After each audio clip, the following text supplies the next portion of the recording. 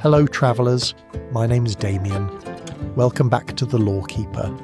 Tonight we journey to the Shire, to a time before quests and dragons, before wizards knocked on round green doors. We're exploring the quiet years, the ordinary days of hobbits, the Baggins family history, the slow turn of seasons in Hobbiton. This is a story about daily life, about gardens and meals and gentle routines, about a peaceful corner of Middle-earth. So settle in, get comfortable, let the cares of your day drift away, and join me in the Third Age, in a land of rolling hills and comfortable holes, where nothing ever happens. And that's exactly how hobbits like it. Let's begin.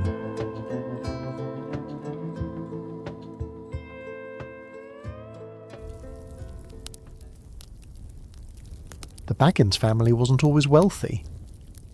Before Oldtook's daughter Belladonna married Bungo, they were modest hole diggers and rope makers in Hobbiton's lower quarters. This is a story about ordinary hobbits, about slow seasons and quiet rooms, about the Shire before the world changed. The name Baggins appears in Shire records as early as Third Age 1630. That was 29 years after the Falahide brothers Marco and Blanco crossed the Brandywine River. They led their people westward into empty lands granted by the king. The Shire was founded in the year 1601 of the Third Age. It was a migration that took years. Families travelled slowly with carts and ponies. The Baggins family came in the second wave of settlers. They were Falahides, taller than most hobbits, with an adventurous streak tempered by practicality. The earliest Baggins worked as rope makers. They twisted hemp and flax into sturdy cordage for wells and barns. The work was slow and methodical. Fibres had to be prepared carefully through long autumn afternoons. Hands grew calloused from the rough plant material. The smell of drying hemp filled their modest smiles. The name itself likely derives from an old Hobbitish word meaning bag or container. Perhaps the first Baggins made sacks and pouches alongside ropes. Perhaps they were provisioners who carried supplies. The exact origin was lost by Bilbo's time, buried in 3 centuries of slow living. The early Shire was a harder place than later generations knew. The first winters were long and uncertain. Homesteads stood isolated across rolling hills. Smoke rose from chimneys into grey skies. The Falahides settled mostly in the northern regions, in what would become the North Farthing. But some families, including the Baggins line, moved south toward the gentler lands around Hobbiton. The village itself was barely a village in those first decades. A few holes dug into hillsides, a small mill by the water, fields cleared slowly from wild grassland. The Baggins family established their first smeal near the base of what locals called simply the hill. It was a modest 3-room hole with low ceilings and unadorned walls. Nothing like Bag End would become. The room smelled of earth and pipeweed smoke.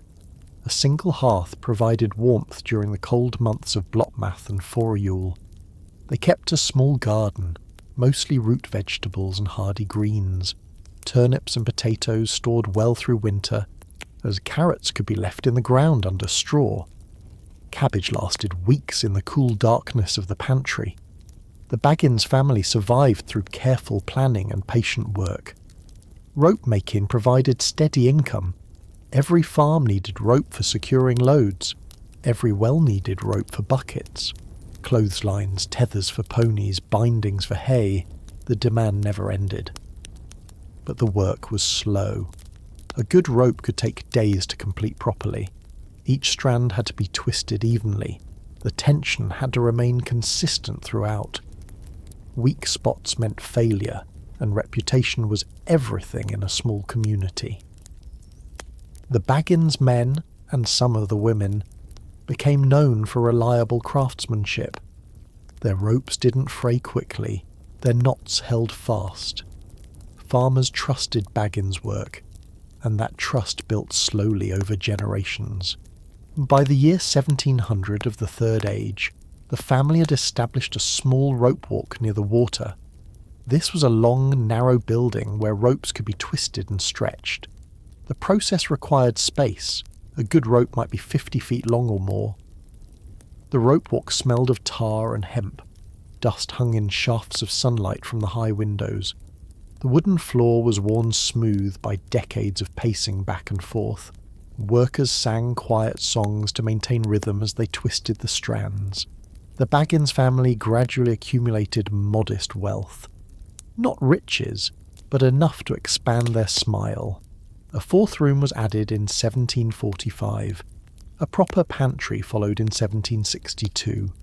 Each addition took months of digging and carpentry. Tunnelling through hillsides was slow, careful work. Supports had to be installed to prevent collapse. Our walls needed smoothing and finishing. Floors had to be levelled and sometimes paved with stone. The Baggins family employed local workers and paid them fairly. This built goodwill throughout Hobbiton. By the early 1800s, they were considered respectable members of the community, not wealthy like the Tooks or Brandybucks, not influential like the Taines family, but solid, dependable folk who paid their debts and kept their word. The rope-making trade continued through 7 generations. Each father taught his sons the craft, the proper way to prepare fibres, the correct angle for twisting strands, the strength tests that ensured quality. Some knowledge could only be learned through years of practice. The feel of good rope in your hands, the sound of fibres settling into proper alignment, are the subtle signs of weakness that meant starting over. The Shire itself grew slowly around them. More families crossed the Brandywine. Villages expanded from clusters of holes to proper communities. Roads were improved, though they remained dirt tracks that turned to mud in Retha and Astron. The population reached perhaps 15,000 hobbits by the year 2000 of the Third Age. That was still more than 1,000 years before Bilbo would be born. The Baggins family weathered hard winters and poor harvests alongside their neighbours. In the winter of 1756, snow fell for 60 consecutive days. Drifts reached the tops of windows. Food stores ran low across the Shire. The Baggins family shared what they could spare with those who had less. Acts of kindness were remembered for generations. In the Great Flood of 1891, the water rose and swept away the old rope walk. The family lost tools, materials, and completed work. But they rebuilt over the following year. The new rope walk was placed on higher ground. Lessons learned the hard way became part of family lore. By the year 2800 of the Third Age, the Baggins family had begun to diversify.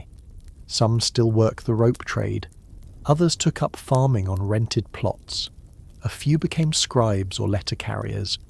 The family tree branched and spread throughout Hobbiton and beyond.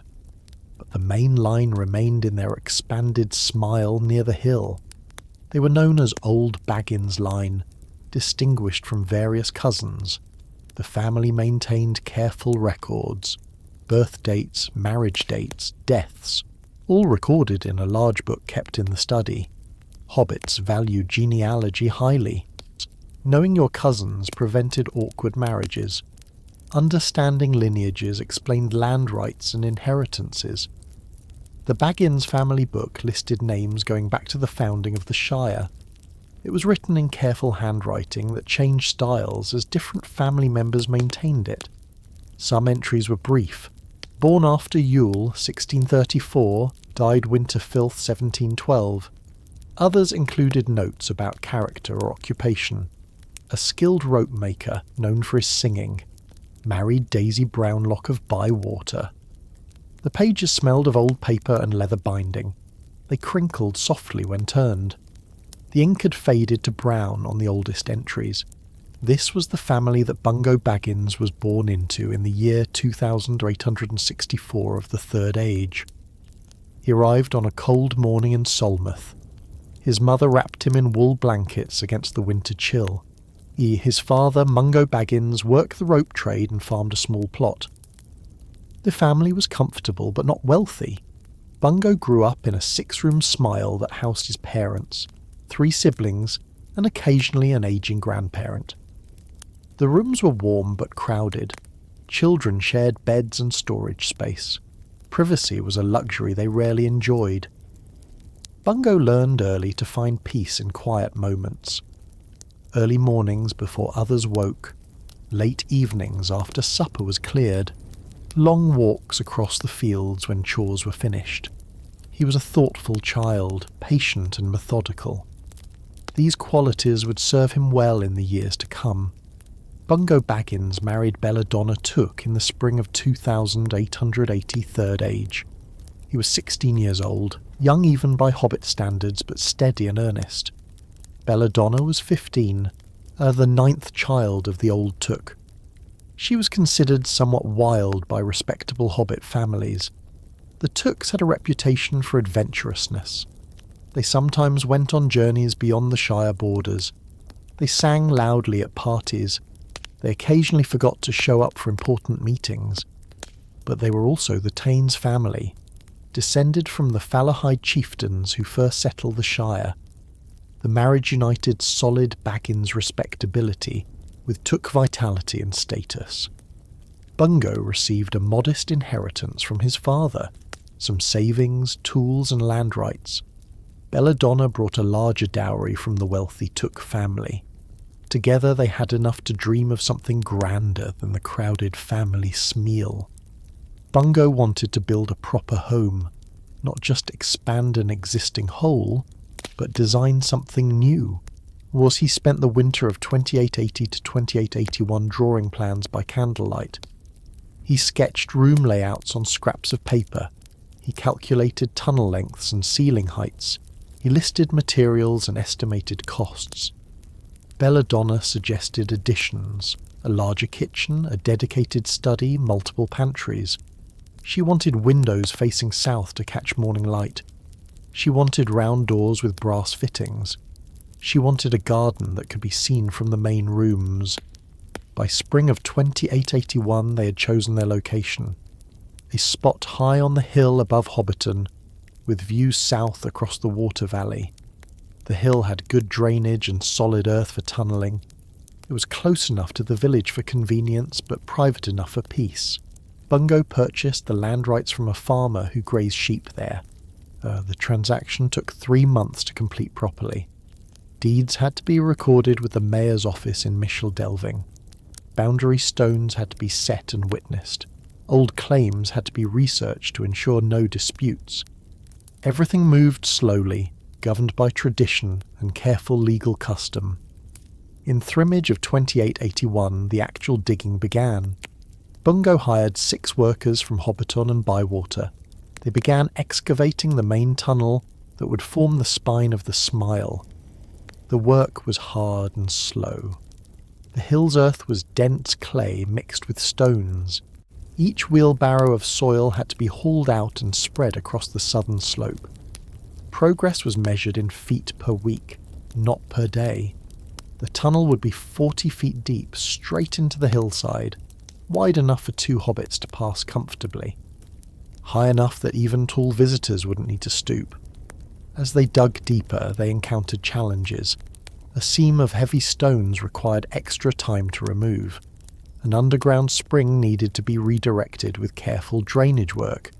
The soil sometimes collapsed if supports weren't installed quickly enough.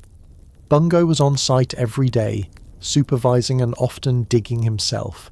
He returned home each evening covered in clay dust. His hands grew calloused, and his back ached. But he was building something permanent, something that would outlast him. That purpose carried him through the exhaustion. By autumn of 2881, the main tunnel was complete. Now began the branching passages and rooms. The design called for 14 rooms in total: a grand entrance hall, a sitting room, drawing room and study, 3 bedrooms for family, 2 guest rooms, kitchen, pantries and storage rooms, a bathing room with a large tub. Each room required careful excavation at right angles to the main corridor. The ceilings were domed for strength and beauty. Wooden supports were installed, then plastered over once the structure was secure. Bungo consulted with a dwarf craftsman named Nar who lived near the Blue Mountains. The dwarves understood stonework and underground construction better than any other race. Nar travelled to Hobbiton in Winterfilth and spent 2 weeks examining the work. He suggested reinforcements in 3 places where the weight distribution was uneven. He advised on proper ventilation to prevent damp and mould. He showed Bungo's workers how to cut and fit stone for the threshold and door frame. The dwarf's knowledge added months to the project, but ensured Bag End would stand for centuries. Nar accepted payment in Goodshire pipeweed and salted pork. He returned to his home before winter snows closed the roads. The winter of 2080-81 to 2080-82 was spent on interior work. Floors were laid with oak planks brought from the woody end. Each board had to be cut, planed, and fitted precisely.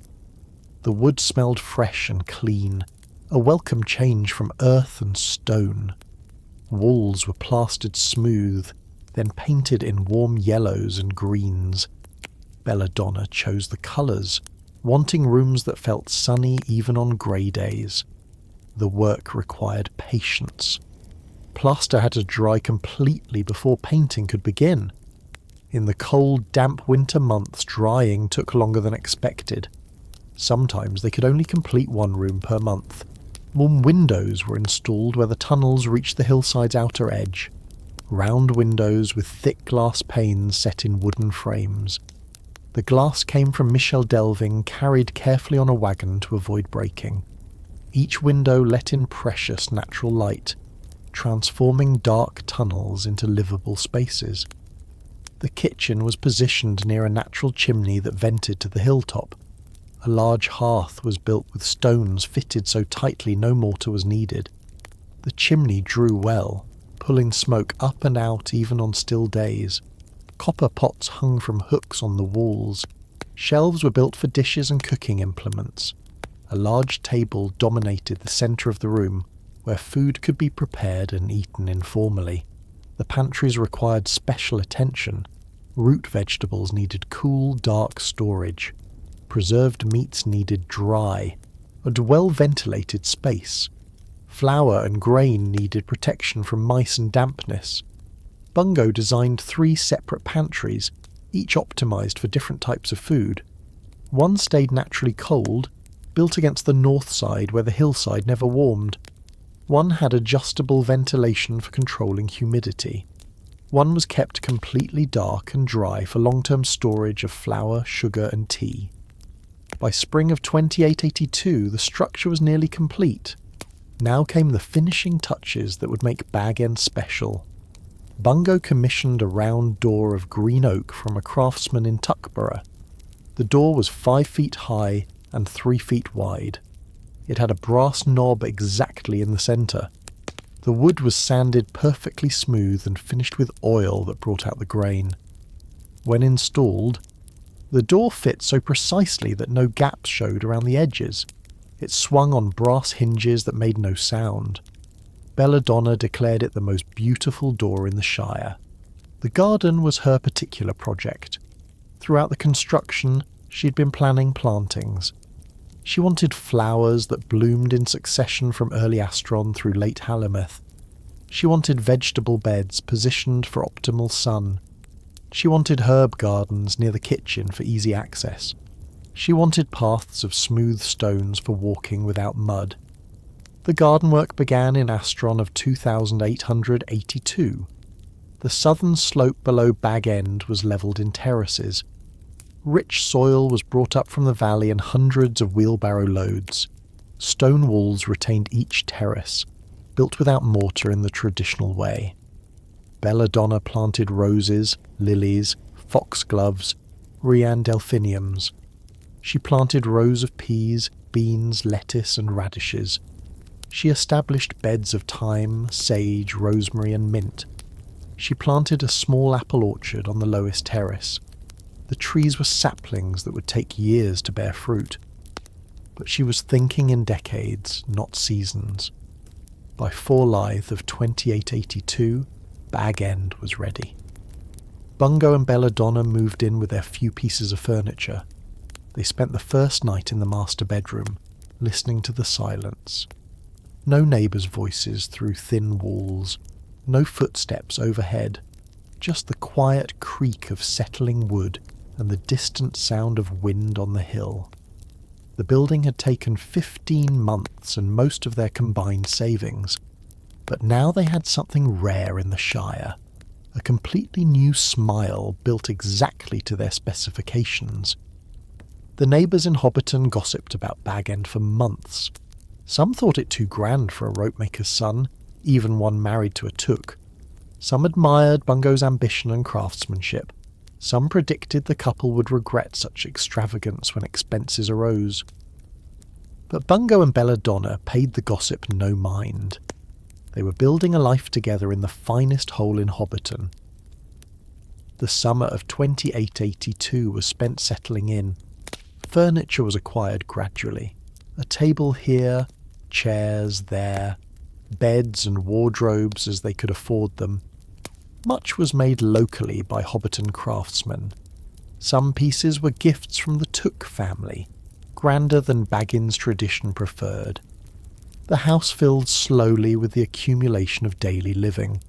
Books on shelves in the study, pots and pans in the kitchen, linens in the bedrooms, and pipes and tobacco jars by the sitting room fireplace.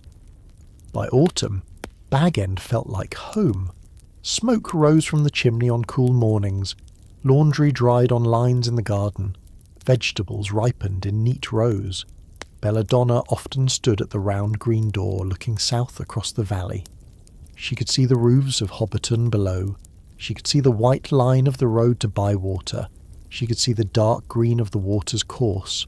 On clear days she could see the distant wooded hills to the south. The view never grew old.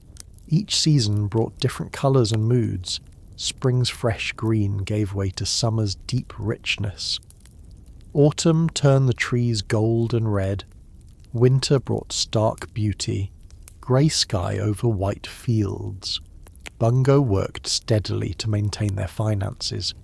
He kept a hand in the rope trade, although he no longer worked full-time. He managed some rental properties his father had left him. He occasionally served as a witness or advisor on property disputes, his reputation for fairness growing. Belladonna managed the household and garden. She preserved food for winter, jams, pickles, dried herbs. She made bread twice a week, the smell filling every room. She kept accounts, recording every penny spent and earned. She wrote letters to her numerous Took relatives. Their life found a rhythm through the seasons, planting in spring, harvesting in autumn, preserving and preparing for winter, the slow turn of the year with its endless small tasks. In the evenings, they sat by the fire. Bungo smoked his pipe and read.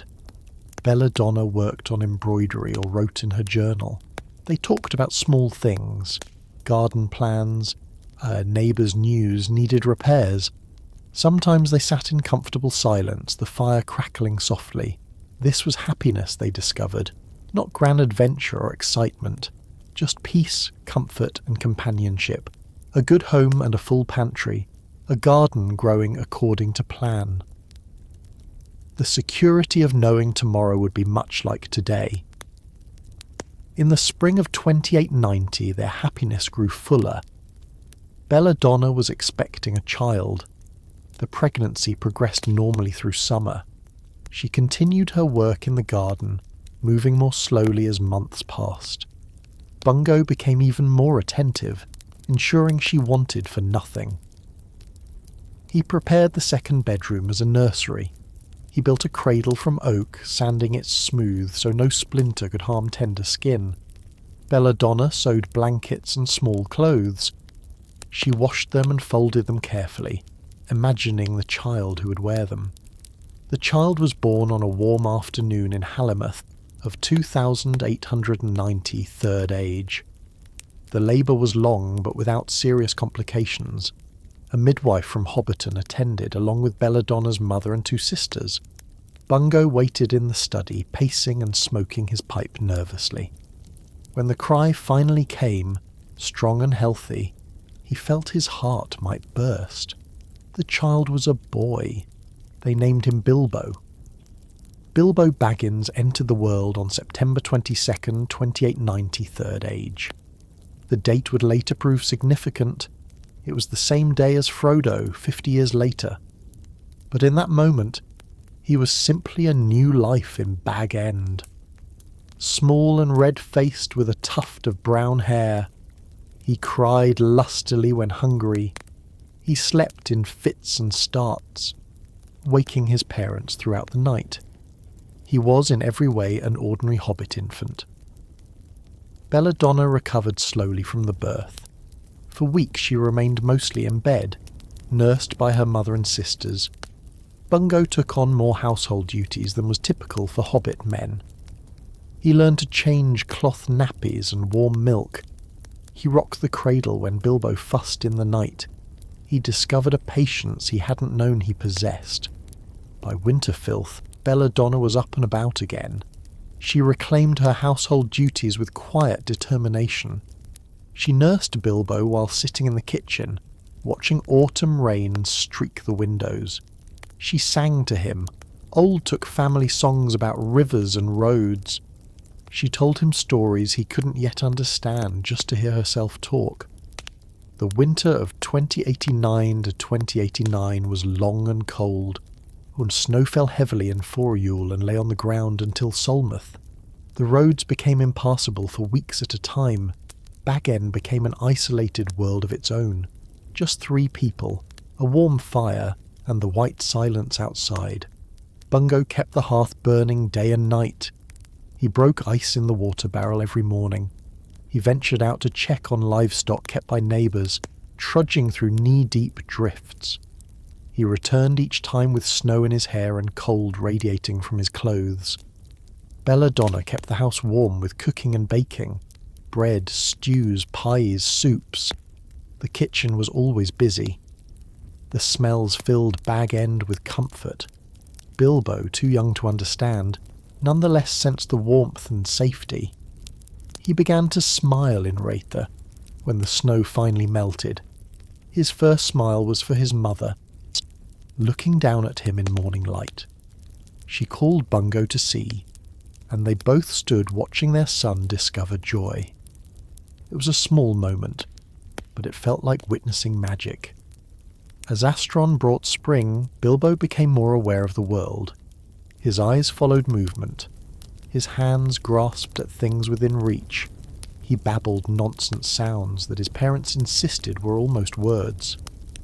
Belladonna carried him outside on warm days. She showed him the garden coming back to life. She held him near flowers so he could see the colours.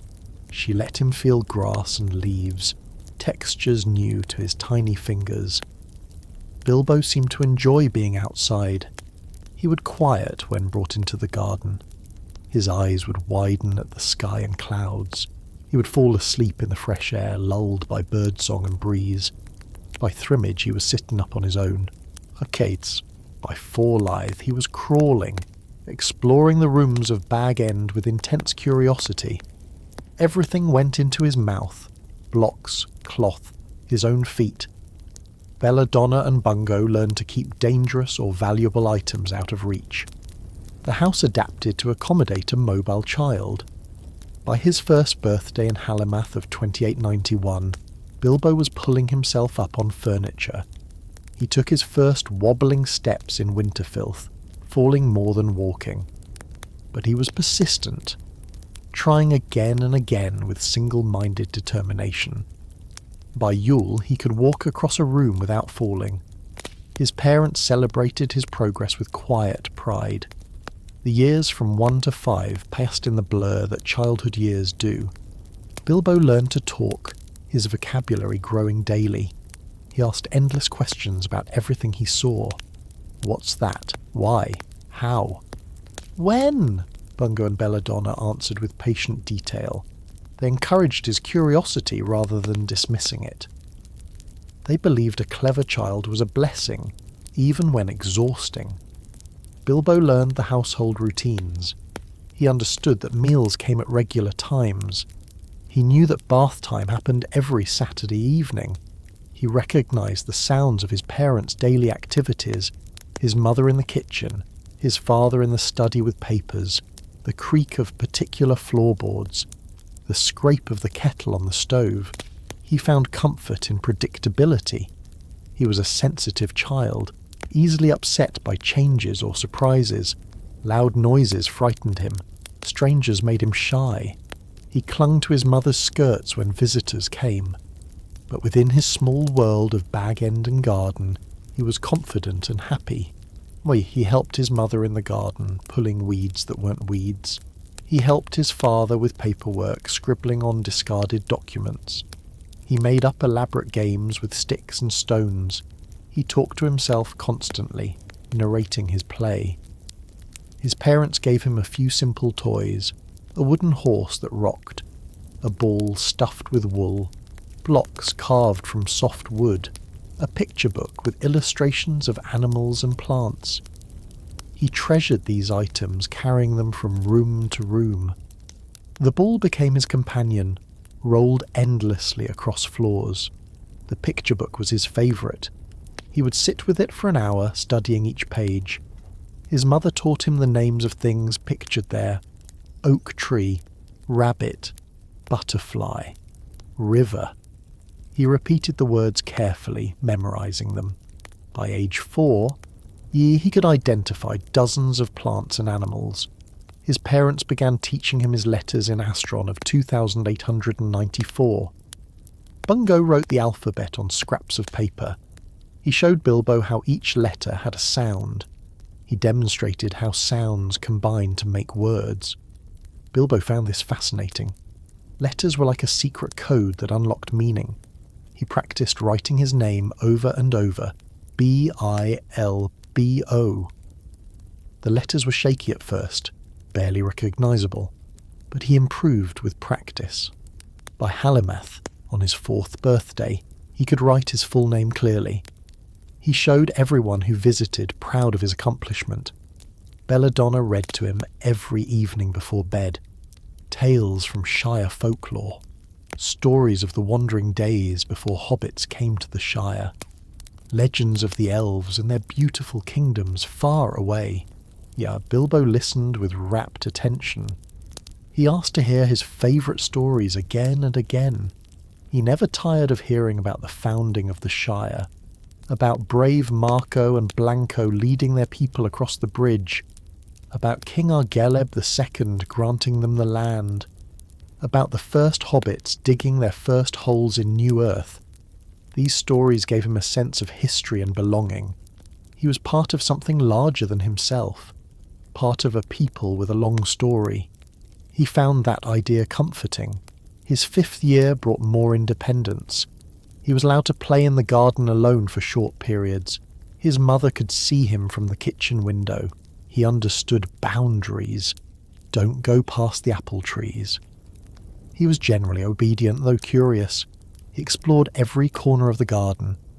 He found insects and watched them intently. He collected interesting stones and kept them in his pockets. He climbed the apple trees, not high, but high enough to feel adventurous. He lay on his back watching clouds drift across the sky. He made up stories about where they were going. He began to have a rich inner life full of imagination. His 6th year brought formal education. Bungo began teaching him basic arithmetic, counting, adding, subtracting. The concepts came easily to Bilbo. Numbers made sense to his orderly mind. He enjoyed the satisfaction of solving problems correctly.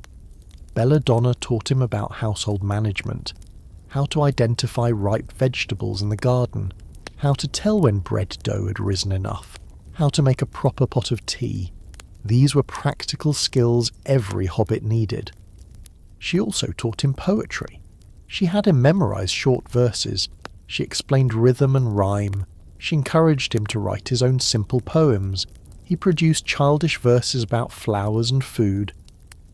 But he was learning to play with language, to find words that sounded good together, to express feelings and observations in structured form. By age 7, Bilbo was reading independently. He went through every book in Bungo's modest library. He read about Shire history and Hobbit genealogy. He read tales of adventure, though these were rare in Bag End. He read almanacs about farming and weather. He read whatever he could find, hungry for knowledge. His parents sometimes found him reading by candlelight late at night. They gently scolded him and sent him to bed, but they were secretly pleased at his scholarly bent, whilst he inherited that from his father and the took inquisitiveness from his mother. It was a good combination. His social life was limited but pleasant. A few children from Hobbiton came to play occasionally. They ran in the garden and played hide-and-seek among the apple trees. They ate second breakfast together, bread with butter and jam. They parted as friends, promising to meet again soon. But Bilbo was equally content alone. He didn't need constant companionship. He found plenty to occupy himself. A day alone with books and garden was a good day. His personality was forming. Thoughtful, imaginative, orderly, kind, bit shy but not unfriendly. Curious about the world but content at home. Respectful of tradition but not rigid about it. His parents saw in him a good lad who would grow into a respectable hobbit. Perhaps a scholar or a gentleman farmer. Perhaps he would add another room to Bag End someday and raise a family. They had modest, comfortable hopes for his future. Nothing prepared them for the adventures that would come, but for now Bilbo was simply a hobbit child, learning his letters and numbers, helping in the garden, reading by the fire, growing up slowly in the safety of Bag End. The years of childhood passed like water in a stream, steady, gentle, unremarkable, each day very much like the one before, each season following the last in predictable succession. By age 10, Bilbo was becoming a young hobbit, still a child, but with the first hints of who he would become. He was small for his age, even by hobbit standards, but what he lacked in stature he made up for in quickness and cleverness. Where he could read and write better than many adult hobbits. He could calculate figures accurately and quickly. He knew the names of plants and stars. He could recite poetry and Shire history. He was, his father said with pride, turning into quite the scholar. His mother worried slightly that he was too bookish. She encouraged him to spend time outdoors. She sent him on errands to Hobbiton to interact with other hobbits. She made sure he learned practical skills, not just academic ones. But she was proud too. Her son was special, she thought. Different from other hobbit lads. He had took blood in him, the spark of something more. She didn't know what that might lead to. She only knew her son was capable of more than ordinary hobbit life. Whether he would choose it was another question. For now he was content at home.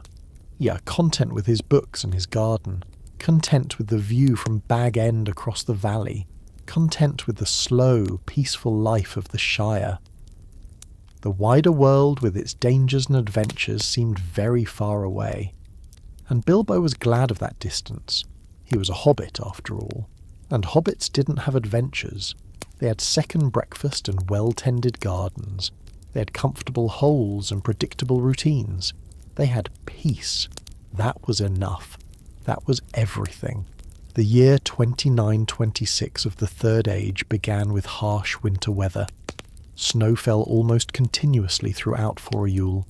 The roads were blocked by drifts taller than a hobbit.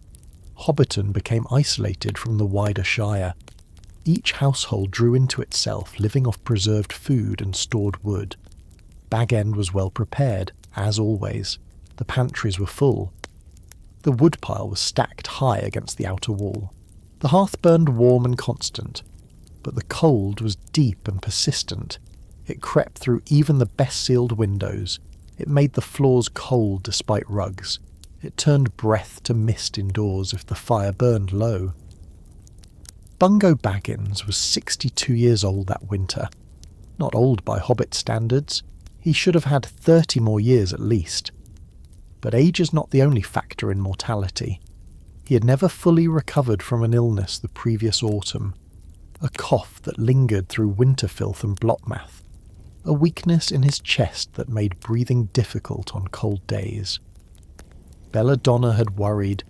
But Bungo dismissed her concerns. He was fine, he insisted. Just a bit of weather in his lungs. It would pass when spring came, but spring was months away. In after Yule, the cough worsened. Bungo could barely speak without triggering fits. He grew thin despite Belladonna's constant efforts to feed him. His colour was poor, a greyish tint that frightened her. She sent Bilbo to fetch a healer from Hobbiton. The journey through snow-choked paths took hours. Bilbo returned with an old hobbit woman known for herbcraft. She examined Bungo carefully, listening to his chest. She prepared poultices and teas. She gave instructions for keeping him warm and hydrated. But her expression was grave when she spoke privately to Belladonna. The illness was deep in his lungs. It might pass with spring warmth, or it might not. They must prepare for either possibility. Belladonna refused to accept the darker possibility. She nursed Bungo with tireless devotion. She kept the fire burning high. She made broths and teas every few hours. She read to him when he was awake. She sat beside him when he slept. Bilbo, now 36 years old, helped however he could. He took over household tasks his mother neglected. He fetched water and wood. He cooked simple meals. He kept the house running while she focused on his father. The snow finally ended in Solmouth. But the cold continued, relentless. The sun shone weakly through thin clouds. The frozen ground refused to thaw. Bungo seemed to rally slightly in the brighter days. He could sit up for short periods. His cough eased somewhat. He managed to eat a bit more. Hope flickered in Bag End. Perhaps the healer was wrong. Perhaps spring would bring recovery after all. But it was a false spring. In Rether, one of the coldest on record, Bungo worsened again. The cough returned with renewed violence. He grew too weak to sit up. He could barely swallow. His breathing became laboured and shallow. Belladonna knew, though she didn't speak it loud. Bilbo knew too, with the certainty that comes despite denial. His father was dying. Bungo Baggins passed quietly on a grey morning in late Rethy.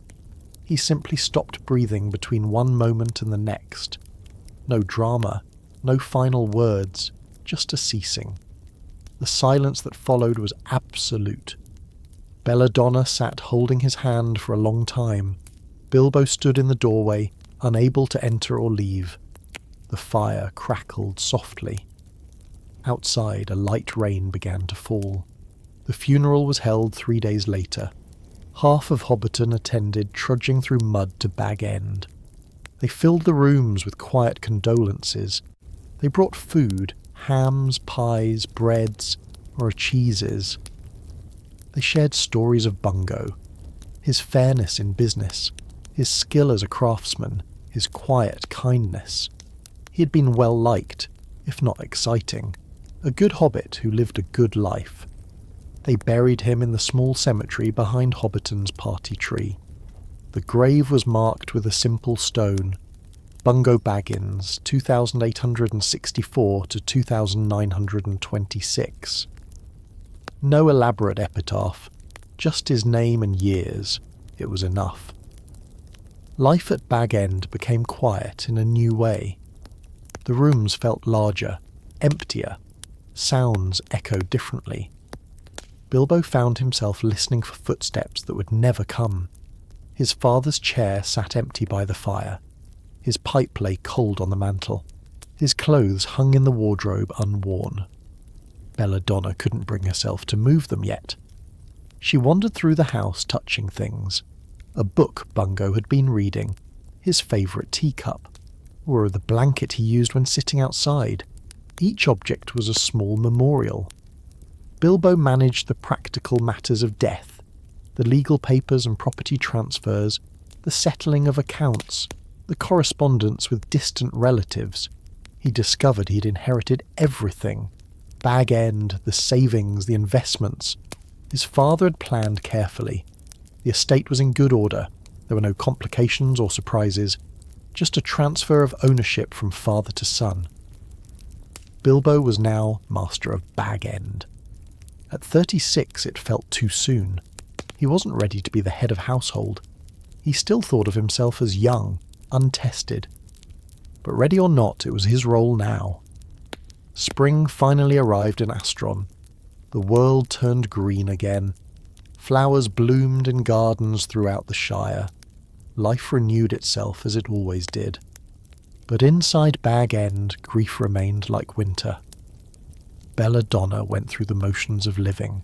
She cooked and cleaned. She tended the garden mechanically. She spoke when spoken to, but the light had gone from her eyes. The vigour that had made her a Took seemed extinguished. Bilbo watched his mother with growing concern. She was fading in a way that had nothing to do with illness. Simply fading, like colour washed from cloth. He tried to engage her interest. He read to her. He asked her advice on household matters. He brought her flowers from the garden. She smiled wanly and thanked him, but nothing reached her where she had retreated. The months passed slowly through summer and into autumn. Belladonna continued her decline. She grew thin, eating little despite Bilbo's urging. She slept poorly, waking often. She sat for hours looking at nothing. By Winterfilth she was coughing, the same deep cough that had taken Bungo. Bilbo felt ice in his chest. Not again. Not so soon. He sent for the healer immediately. The old hobbit woman came and examined Belladonna. She gave the same poultices and teas, but she pulled Bilbo aside afterward. "Your mother's body is not sick," she said quietly. "Her heart is sick. She doesn't want to be here anymore. Sometimes the will to live is stronger than any medicine, and sometimes its absence is more fatal than disease." Bilbo understood. His mother had lived for Bungo. With him gone, she had no anchor. She was drifting away. He tried desperately to be enough reason for her to stay. He told her he needed her. He told her Bag End needed her. He told her there was still good in life. Still beauty to appreciate. She listened with kind sadness. "You're a good son, Bilbo," she said. "You'll be fine without me, better than you think. You have your father's steadiness and my Took's spark. You'll do great things someday. Don't be afraid of them." He didn't understand what she meant. Great things. He was just a hobbit of the Shire. What great things could there possibly be? But she smiled as if she knew something he didn't. Belladonna Took Baggins died on a quiet morning in early winter filth. 2934. She passed in her sleep without pain or struggle. Bilbo found her when he brought morning tea. She looked peaceful, younger somehow, as if in death she had rejoined her husband. The grief hit Bilbo like a physical blow. Both parents gone within 8 years. He was alone in Bag End, and truly alone for the first time in his life. The funeral was similar to Bungo's. Neighbours and relatives gathering, kind words and food, a stone marker in the cemetery. Belladonna Took Baggins, 2852 to 2934. She was buried beside Bungo, together again. Bilbo returned to Bag End afterward. The house felt vast and silent. Every room held memories. His mother reading by the window, his father smoking by the fire, meals shared at the kitchen table, laughter that would never sound again. He wandered through the rooms touching things, trying to hold on to what was gone, trying to accept what remained. He was 44 years old, still young by Hobbit standards, but not a lad anymore. He was a bachelor living alone in a large house. He had comfortable means and no obligations. He could live however he chose. But for now, all he chose was to survive the grief, one day at a time, one meal, one pipe, one page of a book, slowly rebuilding a life, slowly learning to be alone. The winter of 2934 to 2935 was long and dark, not the weather. It was mild enough, but dark in Bilbo's heart. He moved through days mechanically. He maintained the house because it needed maintaining. He He ate because one must eat. He slept because exhaustion demanded it. But he felt hollow, like a house with no one home. Spring came eventually, as it always does. The garden bloomed without his mother's care. Life continued whether he participated or not. Slowly, very slowly, he began to participate again. He started tending the garden. Not well at first, but adequately. He began cooking properly instead of eating cold food from the pantry. He began reading for pleasure again instead of staring at pages unseeing. He began, tentatively, to live. By summer he had established new routines. Solitary routines, but sustainable ones. He rose at dawn and made breakfast. He worked in the garden through morning. He read through afternoon. He walked the lanes around Hobbiton in evening. He returned to Bag End and made supper. He smoked his pipe by the fire. He read until his eyes grew heavy. He went to bed, day after day the same.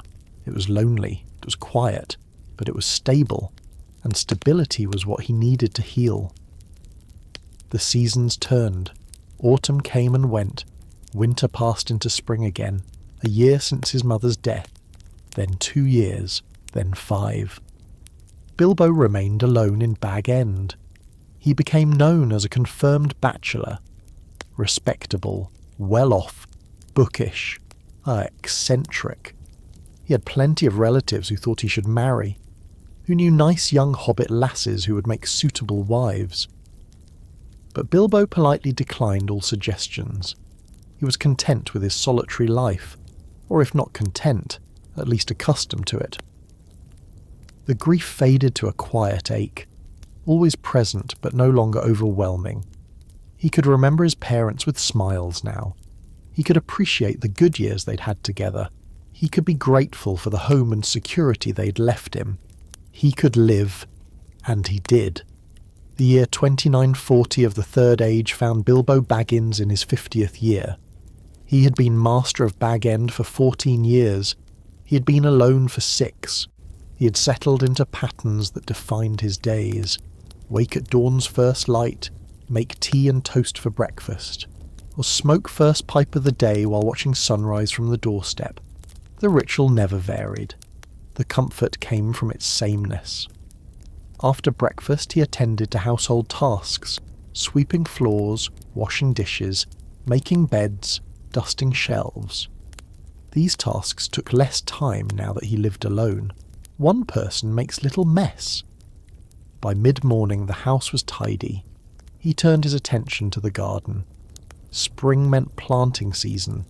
He prepared beds that had been dormant through winter. He turned soil, breaking up clods. He added composted material from last year's waste. He raked everything smooth. The physical work felt good. His muscles stretched and worked. His hands grew dirty. He sweated under the morning sun. There was honest satisfaction in it. By second breakfast time he was ready to rest. He came inside and washed his hands at the kitchen basin. He made more tea and cut bread and cheese. He ate standing at the kitchen window, looking out at the garden. He could see the work he'd accomplished. Neat rows ready for planting, the visible result of labour. After second breakfast he often went to Hobbiton. The village was a 10-minute walk down the hill. The path was well worn, smooth under his feet. He nodded to neighbours working in their own gardens. "Morning, Mr. Baggins." "Morning, Sam. Weather's holding fine." "That it is, sir. Good for the planting." "Indeed it is." Simple exchanges, repeated daily, comfortable as old shoes. In the village, he might stop at the mill. The miller ground his grain for a small fee. The building smelled of flour dust and mechanical oil. The great stone wheel turned slowly, while grinding wheat to powder. Bilbo collected his flour in cloth bags, enough to last a week. He paid in coin, small copper pennies. The miller marked it in his account book. Everything was recorded. This was proper business. He might visit the baker, not to buy bread, he made his own, but to exchange news. "Heard the Sandyman's cow calved last night." "Did she? All went well, I hope?" "Healthy heifer, so I'm told." "That's good news." News in Hobbiton was always small. Births, deaths, marriages, crop reports and weather predictions. Who was feuding with whom over fence lines? It was mundane, but it was life. Bilbo found he enjoyed these small connections. They reminded him he was part of a community, not alone, even when solitary. By Eleven's time he returned to Bag End. He made more tea and ate seed cake. He settled into his study for reading. The study was his favourite room. Books lined 2 walls floor to ceiling. A large oak desk sat before the window. His father's old chair, worn comfortable by decades of use. Bilbo spent hours here each day. He read histories of the Shire, genealogies of major families, agricultural treatises, poetry collections, maps of Middle-earth, though he'd never travelled beyond the Shire borders. He found comfort in acquiring knowledge. The world came to him through books, safe and contained, no actual risk involved. By luncheon, his eyes needed rest from reading. He made soup or cold meat sandwiches. He ate at the kitchen table with a book propped open, reading while eating, a habit his mother had discouraged. But there was no one to scold him now. Afternoons varied more than mornings, and sometimes he returned to the garden. Weeding was endless work in growing season. Dandelions and bindweed crept in constantly. He pulled them methodically, working along each row. Sometimes he worked on household repairs, a loose floorboard, a stuck window, a door that needed oil on its hinges. Bag End required constant maintenance. He'd learned to do most work himself. Only major problems required hiring help. Sometimes he walked further afield, to Bywater, a mile east, to the woods west of Hobbiton, to the water to sit by its banks and watch it flow. He walked slowly, observing everything. The way light filtered through leaves, the pattern of clouds overhead, the smell of grass and earth, the sound of wind through wheat fields. He noticed details others might miss, the particular green of new oak leaves, the way swallows dove after insects, the distant sound of a rooster from some farm. He collected these observations like treasures. By afternoon tea, he was back at Bag End. He made tea properly, heating the pot first, measuring leaves precisely. He arranged biscuits or scones on a plate. He carried everything to the sitting room on a tray. He settled into the armchair by the window. The afternoon light was golden at this hour. It slanted across the room, illuminating dust motes that drifted lazily. He sipped tea and ate slowly. No rush, no urgency. Time moved differently in the Shire, measured in seasons and generations, not hours. After tea, he returned to his study.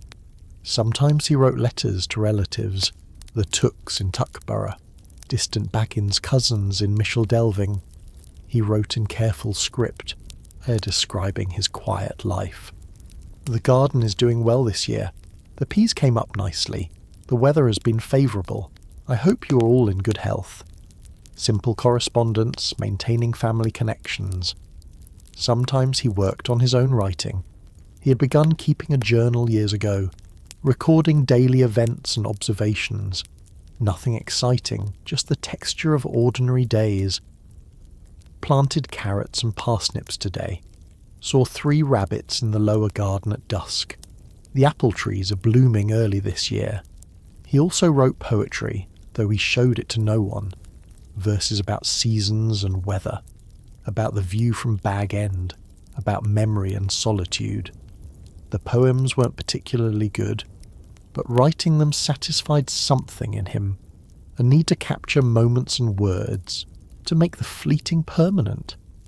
By dinner time, usually around 6, he was hungry again. He cooked a proper meal most evenings, roasted chicken with potatoes, fish from the water with vegetables, mutton stew with dumplings, pies filled with whatever was in season. He cooked more than he needed, saving leftovers for the next day. Cooking for one was an imprecise art. Recipes were written for families.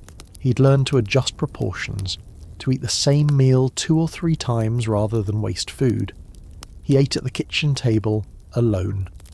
The silence during meals was profound. Just the sound of cutlery on plate, the creak of his chair, his own breathing. Sometimes he found the silence oppressive, sometimes he welcomed it. After dinner, he washed dishes slowly. He put everything away in its proper place. Order and routine were his anchors. As darkness fell, he lit lamps throughout Bag End. The warm glow pushed back the night, made the smile feel cosy and safe. He settled in the sitting room with his pipe. The pipe was a late addition to his habits. His father had smoked, and Bungo's old pipe still hung on the wall. Bilbo had tried them after his parents' deaths, finding unexpected comfort in the ritual, the careful packing of tobacco, the lighting and tending of the ember, the slow draw and exhale, the smoke curling in lamplight. It occupied his hands and gave his mind something gentle to focus on. He smoked Longbottom leaf mostly, grown locally. Sometimes Old Toby from South Farthing, richer and stronger. He bought it in small quantities from the Hobbiton Inn. The quality varied year to year depending on weather. Good tobacco was a minor luxury he allowed himself.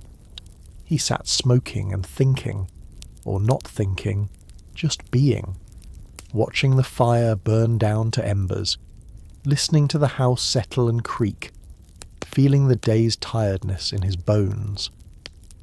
Around 9 or 10, he banked the fire for the night.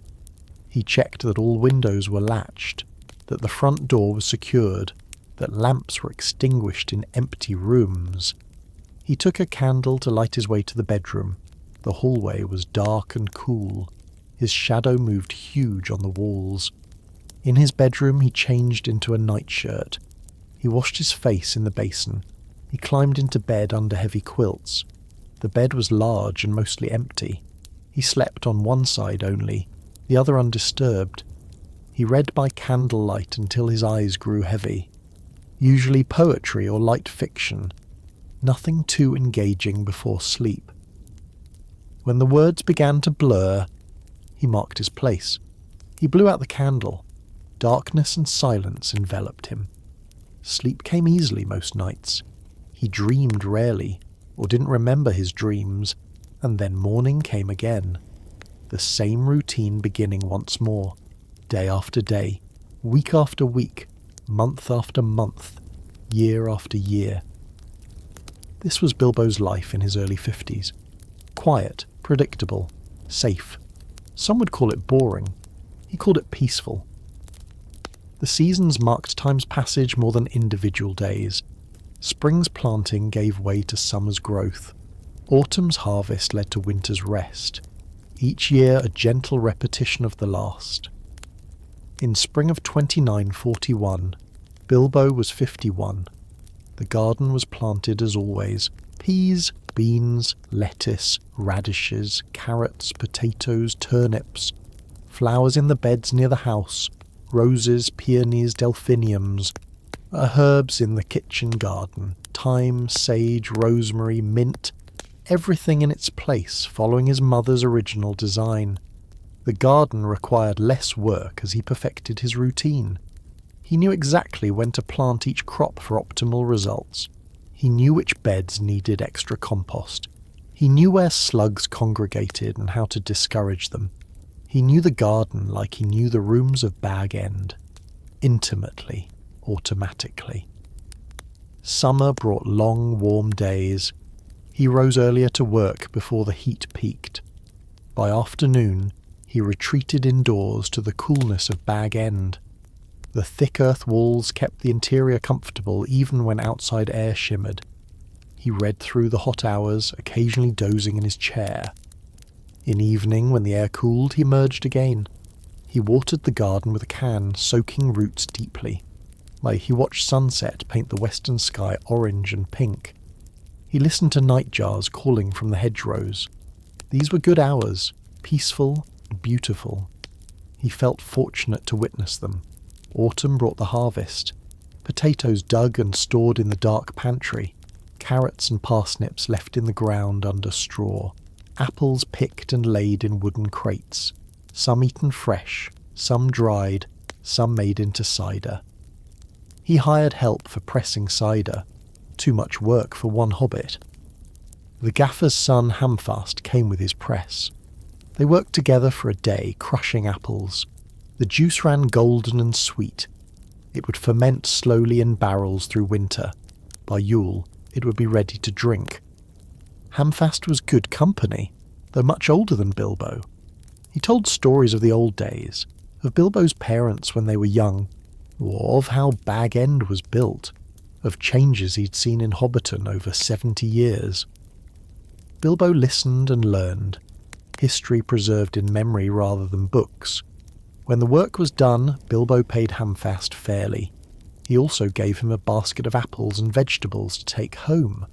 Hamfast had a family, a wife and several children. The youngest, Samwise, was still just a lad. Bilbo had seen him occasionally playing in the lanes, a sturdy little hobbit with a round face and tousled hair.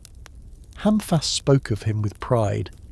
Young Sam's a good lad, got away with growing things, takes after his old gaffer, he does. Bilbo smiled at the father's obvious affection.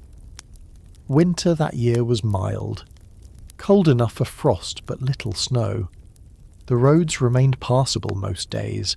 Bilbo walked to Hobbiton regularly, thus stopping at the Green Dragon for a pint. The inn was warm and crowded in winter. Hobbits gathered to escape lonely smiles, to drink ale and exchange gossip, to play darts or cards, to sing old songs together. Bilbo usually sat in a corner with his pint and pipe, observing more than participating. He enjoyed the atmosphere without needing to be its centre. Sometimes neighbours would join him. They'd discuss crops and weather, politics in Michel Delving, the mayor's latest decisions, news from the borders, bounders reporting more travellers on the roads. Odd folk passing through, someone said one evening. Dwarves heading east. Don't usually see dwarves in the Shire. What would dwarves want in the Shire? Another asked. Nothing, I'd wager. I'm just passing through on their way elsewhere. The conversation moved on to other topics.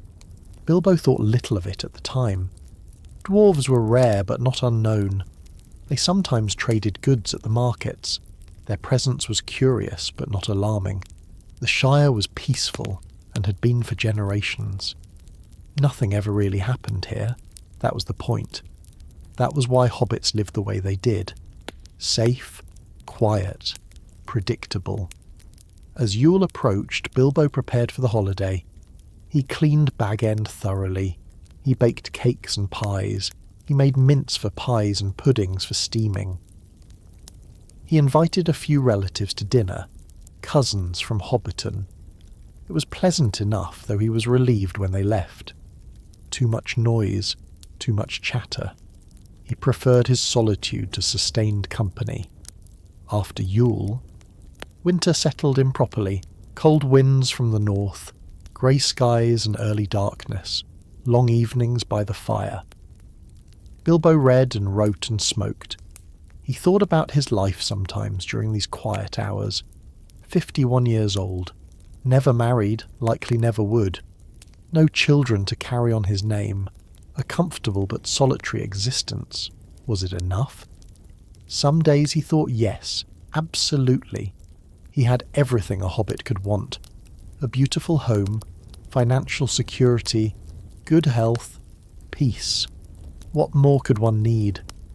Other days, usually late at night when the fire burned low, he wondered if there was something more, some purpose he hadn't found, some adventure his took blood still craved despite his Baggins respectability. But in the morning light, these thoughts seemed foolish. He was a hobbit of the Shire. This was his life, and it was good enough, more than good enough. He was grateful for it.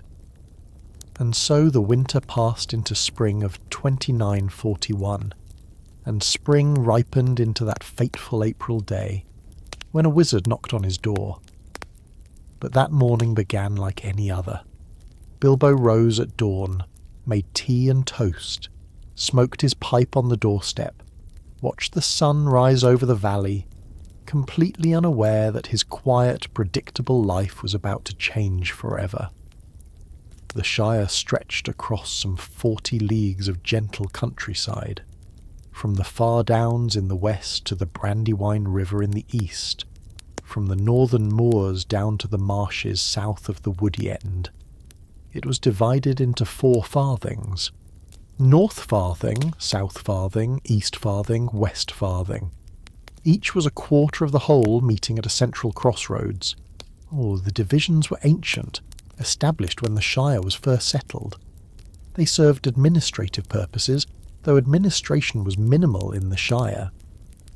Hobbits preferred to govern themselves informally, with custom and tradition rather than rigid law.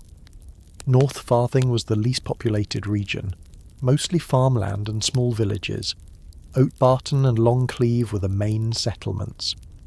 The land was flatter here, good for grain cultivation. Wheat, barley, oats, and rye grew in broad fields. Harvest time brought workers from other farthings. The work was hard, cutting grain by hand with sickles, binding sheaves and stacking them to dry, then threshing to separate grain from chaff. The process took weeks of long days under the sun, but North Farthing grain fed the entire Shire. It was essential work, and those who did it took pride. South Farthing was known for pipeweed cultivation. The climate was slightly warmer, the soil rich and dark.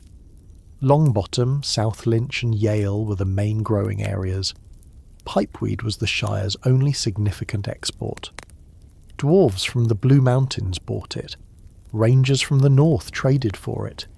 Even wizards, it was rumoured, appreciated good South Farthing leaf. The plantations were carefully tended year-round. Seedlings started in protected beds in early spring, transplanted to fields when frost danger passed, topped to encourage leaf growth rather than flowers, harvested when leaves yellowed, usually in late summer, hung in barns to cure slowly through autumn. The barns smelled sweet and heavy, almost intoxicating. The cured leaf was pressed and packaged for sale. Old Toby, Longbottom Leaf, Southern Star, these were famous brands. Connoisseurs could distinguish them by flavour and aroma. Bilbo preferred Longbottom Leaf for everyday smoking. Its taste was smooth without being bland. East Farthing contained the Shire's largest town, Delving. Perhaps 3,000 hobbits lived there, a bustling metropolis by Shire standards. It sat in white downs, surrounded by chalk hills. The mayor of Delving was also called the mayor of the Shire, though his actual authority was limited to Delving itself. His duties included managing the messenger service, overseeing the watch, which kept order in the town, presiding at banquets and giving speeches. It was mostly ceremonial, which suited hobbits perfectly. They didn't want to be governed, just organised enough for basic coordination. The current mayor in Bilbo's time was Will Whitfoot, a fat, jolly hobbit known for his love of food and drink.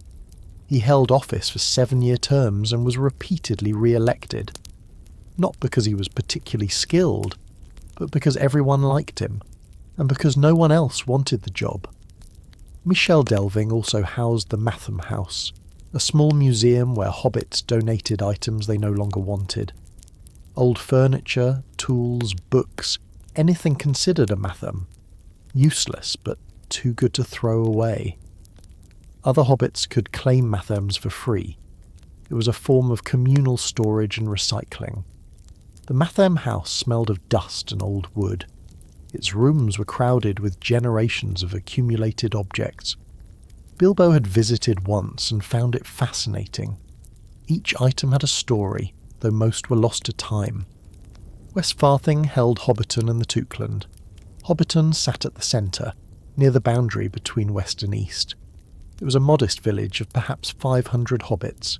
Most lived in smeals dug into the hillsides. A few lived in houses, above-ground structures that some hobbits found unnatural. The village had a mill, an inn, a smithy and several shops, a market square where farmers brought produce weekly, everything a small community needed. The Tookland was the territory controlled by the Took family. The Táin lived in Great Smiles beneath the green hills. The Great Smiles was enormous, dozens of tunnels and hundreds of rooms. Whole branches of the Took family lived there. It was more palace than home.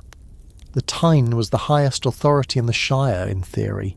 He commanded the Shire Moot, which rarely met. He led the Shire muster in emergencies, though there hadn't been one in centuries. He was master of the Bounders who patrolled the borders. In practice, the Táin had little power. The Shire ran itself through consensus and custom. The Táin's role was symbolic, representing continuity with the ancient past. When the king had granted the Shire to hobbits, he'd made the Táin his representative.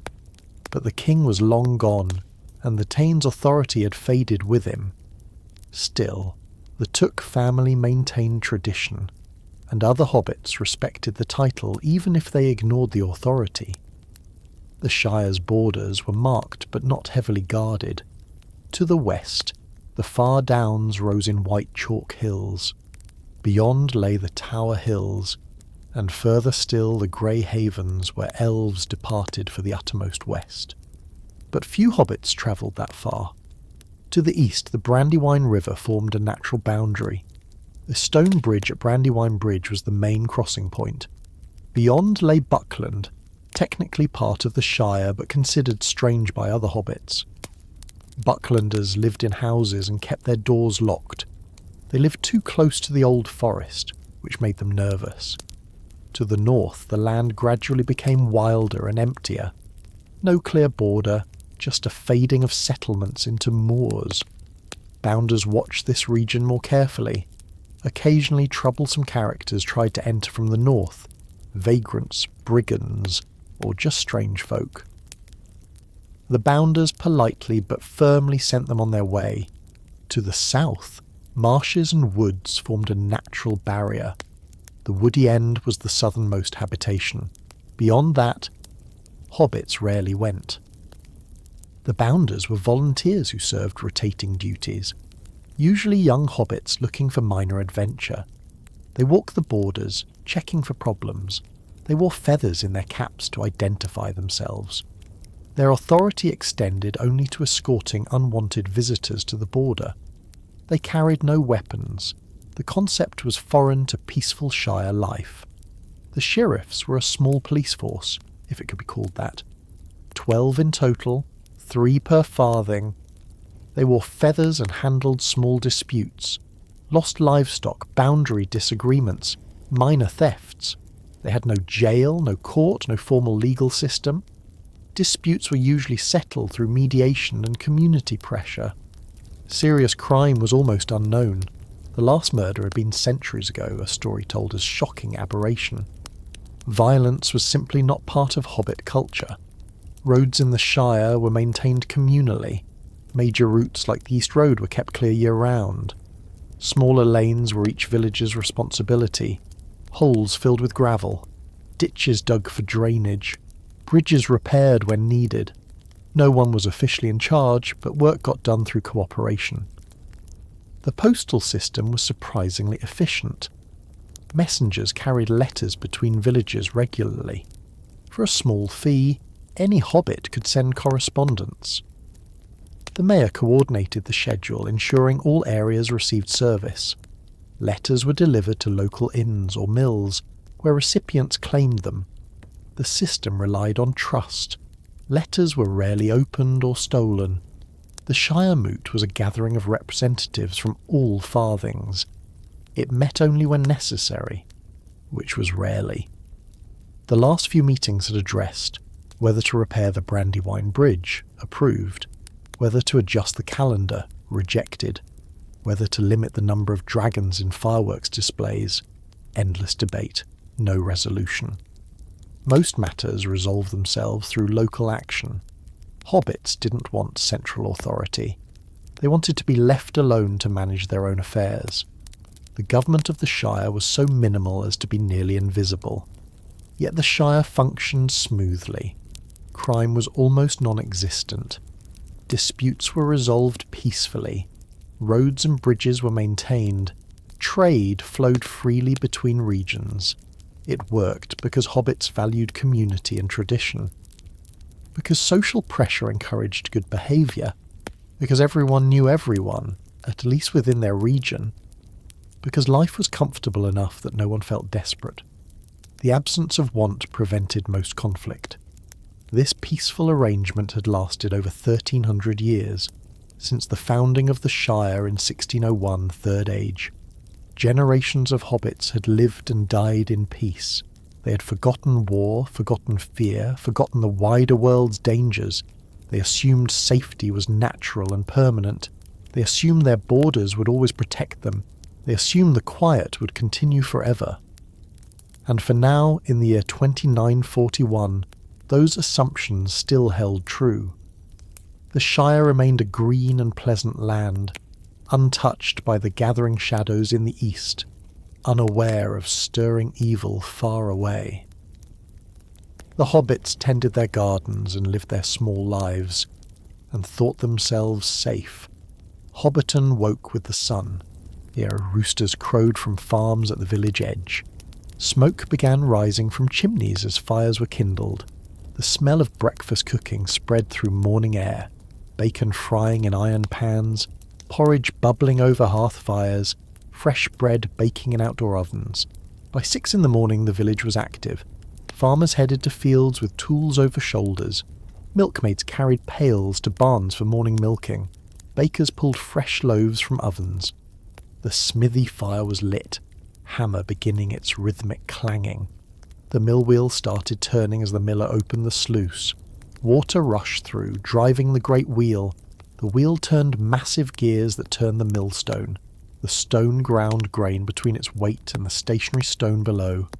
Flour dust filled the air inside the mill, coating everything white. The miller worked shirtless, his skin pale with flour. He checked the flow constantly, adjusting for consistency. Too fast and the grain was crushed unevenly. Too slow and the day's work would never finish. The miller's skill lay in maintaining perfect speed. Farmers brought grain in sacks, usually by cart or pony. They waited their turn, exchanging news while the miller worked. "How's your wheat this year, Goodman Cotton?" "Fair enough, though the spring rain came late." "My barley's looking poorly. Too much wet after it came up." "Aye, that'll rot the roots if you're not careful." Conversations covered weather, crops, livestock and family. The mill was a social centre as much as a business. The miller ground each farmer's grain separately, keeping batches distinct. And he took a portion as payment, usually 1/10 of the grain. This was traditional, accepted without question. The miller lived well from his portion. He stored grain in large bins and sold flour at market. He employed an assistant during busy seasons. His was one of the Shire's essential trades. Without the mill, each household would need to grind grain by hand, a task too time-consuming for busy farmers. Near the mill stood the smithy, another essential business. The smith was Tom Sandyman, a broad hobbit with muscular arms. His forge glowed orange hot in the dimness of his shop. He shaped metal through heat and hammering. Iron horseshoes for ponies, plough blades for turning earth, nails and hinges and latches and hooks, knives for kitchen use and tools for crafts, barrel hoops to hold staves together. More anything metal that the village needed. The work was hot, loud and skilled. The smith had to judge temperature by colour, cherry red for bending iron, yellow-white for welding pieces together. He had to strike with precise force. Too hard and metal could crack. Too soft and it wouldn't shape. He hammered rhythmically, turning the piece between strikes. The ring of hammer on anvil was Hobbiton's daily song. Children liked to watch the smith work. The flying sparks were fascinating. The transformation of dull iron into useful objects seemed magical. Tom Sandyman tolerated their presence if they stayed clear of the forge. He sometimes let older boys work the bellows, pumping air to intensify the fire's heat. It was hard work, and the boys left sweating and tired, but they felt proud to help, imagining themselves future smiths. Across the square stood the inn called the Green Dragon. It opened for business around 11 each morning. The innkeeper, a jolly hobbit named Mugwort, served ale and simple food. The ale was brewed locally from Shire-grown barley and hops. Each barrel was slightly different depending on ingredients and fermentation. Good ale was clear and golden with a thick, foamy head. It tasted malty and slightly bitter. It was served at room temperature, not cold. Bad ale was cloudy and sour. Mugwort prided himself on serving only good barrels. The Green Dragon's common room had a large fireplace and rough wooden tables. Benches lined the walls. Mugs hung from hooks on the beams. The floor was flagstone, swept clean but worn smooth by generations of feet. At lunchtime, workers stopped in for a pint and a bite. Bread and cheese, cold meat, pickled vegetables. Nothing fancy, just fuel for afternoon work. They ate quickly, then returned to their tasks. In evening, the inn filled with hobbits seeking company, farmers done with field work, craftsmen finished with their day, bachelors with no one to cook for them, anyone wanting conversation and ale. The talk was loud and cheerful. Multiple conversations overlapped. Laughter erupted frequently at jokes and stories. Old songs were sung, everyone joining on the choruses. Dice and cards appeared on tables.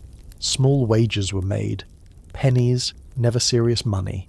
Gambling was entertainment, not vice. The Green Dragon closed around 10. Mugwort ushered the last drinkers out firmly but pleasantly. "Home with you now, lads.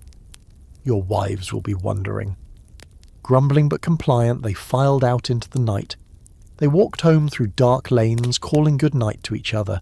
The village fell quiet until morning. Hobbiton's economy was based on agriculture and craft. Most households were self-sufficient in basic needs. They grew their own vegetables. They kept chickens for eggs and meat. They made their own bread and butter. They brewed small beer for daily drinking. But specialization existed for goods requiring skill or equipment. The mill ground grain. The smith worked metal. The potter made dishes and storage jars. The cooper made barrels for storing food and drink. The thatcher repaired thatched roofs on houses. The carpenter built furniture and coffins. The seamstress sewed clothing that was beyond home skill. Each specialist served the community and was paid for their work, usually in coin, sometimes in trade. "I need a new plough blade, Tom." "That'll be 5 shillings, Farmer Cotton." "Will you take payment in grain? I've just had a good harvest." "Grain's always welcome. Bring me 2 bushels and we'll call it even." Barter supplemented currency throughout the Shire. Money existed but wasn't always necessary. The Shire had its own currency, loosely based on the old coinage of Arna. Pennies were copper, the smallest denomination. Shillings were silver, worth 12 pennies. Sovereigns were gold, rare and used only for large transactions. Most hobbits dealt in pennies and shillings. A loaf of bread cost a penny or 2. A pint of ale cost 2 pennies. A day's labour earned 6 to 12 pennies depending on the work. A well-off household might have a few pounds saved, 240 pennies. Wealth was measured more in land and goods than coin. A farm was worth more than any amount of money. Market day came once a week in Hobbiton Square. Farmers brought produce to sell: vegetables, fruits, eggs, butter, cheese, honey.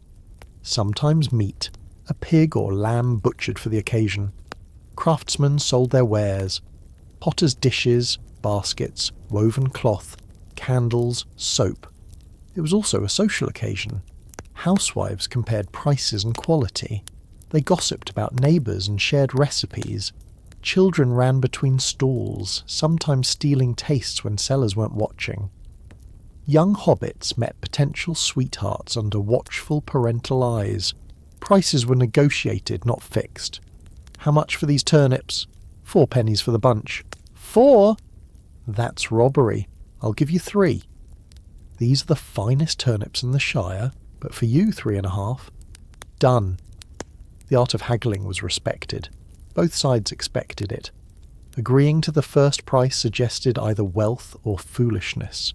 Seasonal variation affected what was available. Spring brought early greens, radishes, spring onions. Summer exploded with variety. Peas, beans, berries, lettuce, early apples. Autumn offered root vegetables, late fruits, nuts, preserved goods. Winter markets were sparse. Stored apples, dried goods, preserved meats. Hobbiton's economy was stable but not wealthy.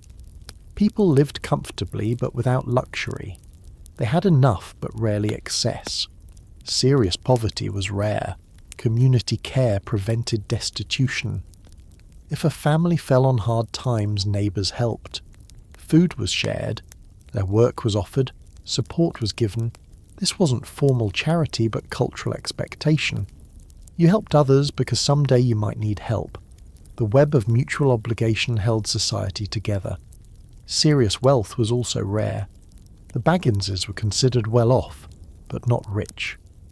The Tooks and Brandybucks had more, but spread across large families. No one lived in poverty. No one lived in splendour. The egalitarian nature of Hobbit society was its strength. No one had cause for envy or resentment. Everyone worked. Everyone contributed. From the wealthiest to the most modest, all shared similar lives. This equality fostered peace and cooperation. The divisions that plagued other societies barely existed here. Work followed the seasons in predictable cycles.